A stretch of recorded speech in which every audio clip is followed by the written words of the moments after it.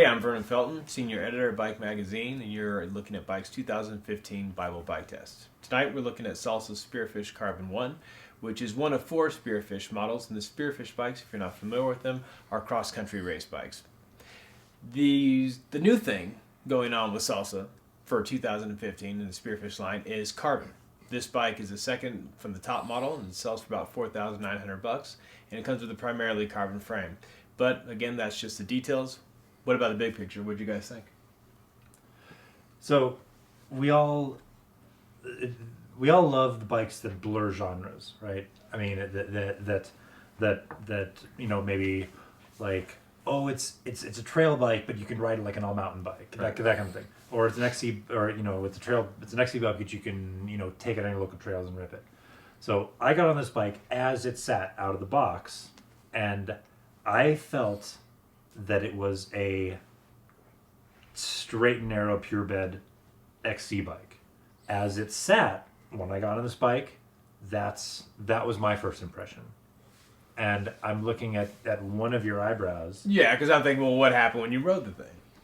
Well, I ripped on it because I'm me. Wait, ripped on it like a cross country bike, or ripped on it like something more? I ripped on it like a trail bike. Okay. And we were riding on our trail loop, and it's got it's a pretty meaty descent. It's got a lot of like fun little booters the whole way down, loose lava rock everywhere, and I rode it on back to back after 2 full blown trail bikes that were comparatively burly, and substantially more travel. Yeah, and substantially more travel, and it didn't even.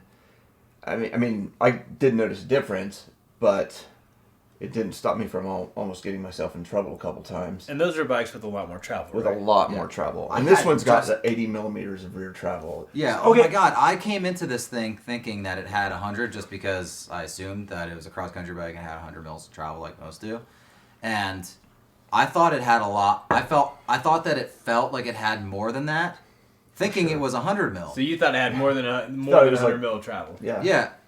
And it's got. But it's 80. Mm-hmm. I can't remember the last time I rode an 80 millimeter travel bike.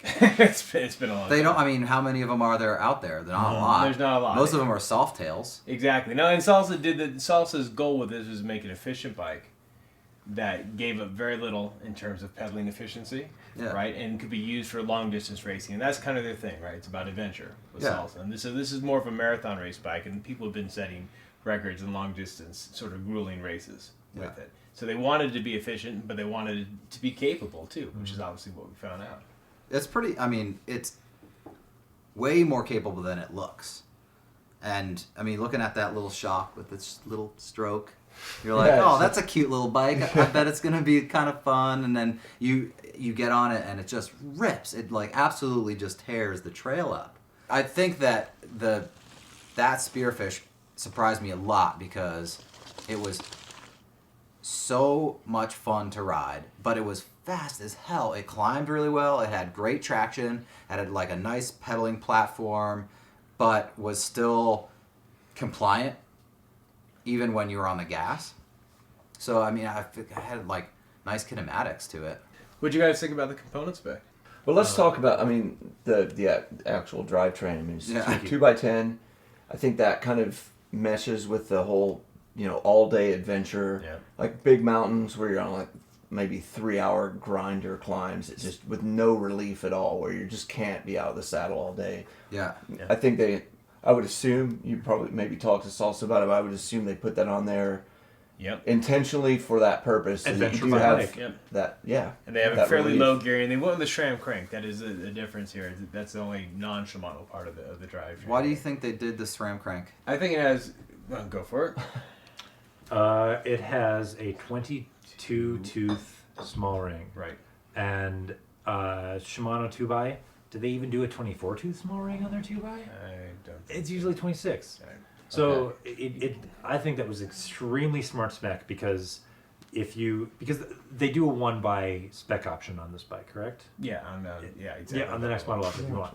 So the people that don't have a limitless bank account and aren't just using it to tip the scales and be the lightest that they can, they want to use it as an adventure bike. Right. And having that low gear especially on my third run of that day. Yeah. Oh, it was nice. No, liked I having took it the on the granny. third run. You had it on the second. Oh yeah, that's right. Because So it was even more important for me, wasn't it? Yeah. We saw Cannondale do the same thing with their triggers. Yeah. They actually did the same thing, trying to give you the lowest gear possible, which is pretty cool. Yeah, I mean, we all talk about how much we like the one by stuff, but when you're tired, it's nice having a granny gear, and that's the truth. It is. That's true. And yeah, if this is a bike that you're getting racing 80 miles, you're gonna need that relief. But I cut you off, Ryan. Go for Yeah. it. Oh, well, I was just XT brakes. Yeah. It's just a workhorse of a bike, you know. Yeah, it's a good spec. It's nice that there are slightly fringe companies out there that have a little bit of punk rock kind of appeal to them, that are making bikes that have the mainstream value, quality, technology. So yeah, it's a little bit outside of the norm, but it is excelling beyond the norm. Yeah. Well put. Hats off to Salsa on this one. If you want to check out the full review, look at Bike Magazine's Bible Bike Test. If you want to check out more bike test videos, go to bikemag.com.